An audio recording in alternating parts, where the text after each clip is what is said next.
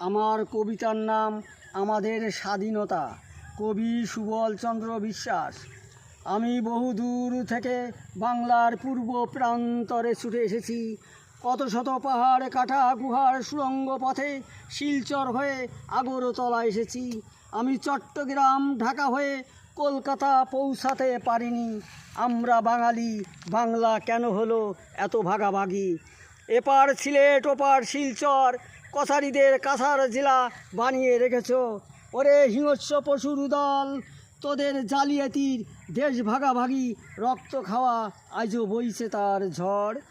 নেতাজি সুভাষ কোথায় আছে এবার তোরা বল? গান্ধী কেন গুলি হলো, প্রধানমন্ত্রী হলো জওহরলাল? ওরে হিংস্র পশুর দল, ঢাকা চট্টগ্রাম জ্বলছে চিতা, আর কত কবর খুঁড়বি তোরা? এপার কাঁদে ওপার কাঁদে, কাঁদছে বাংলার মানুষ। দেশের স্বাধীনতা সংগ্রামে বাঙালি কত প্রাণ দিয়েছে। আমাদের দেশ মোরা পেলাম স্বাধীনতা। ওরে রক্ত তুষা হিংস্র পশুর দল, নেতাজিকে সরিয়ে দিয়ে দেশ করেছ ভাগ।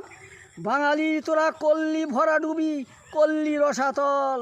বাংলার বিপ্লবী সংগ্রামী বুদ্ধিজীবী নেতা নেত্রী প্রধানমন্ত্রী শেষ সম্বল শেখ মুজিবকে মেরে দিলি, শেখ হাসিনাকে সরিয়ে দিলি। ওরে ওই হিংস্র পশুর দল, ৭১ কত রক্ত খালি, পেট ভরে নাই তাতে, আর কত রক্ত খাবি?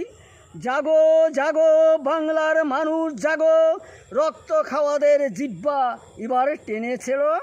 বাংলার মানুষ এবার এক হও, এপার বাংলা ওপার বাংলা, বাঙালির বাংলা করো এক। বইবে না আর রক্ত অশ্রুধারা, সবাই মিলে করব মোরা শান্তি সুখের ঘর।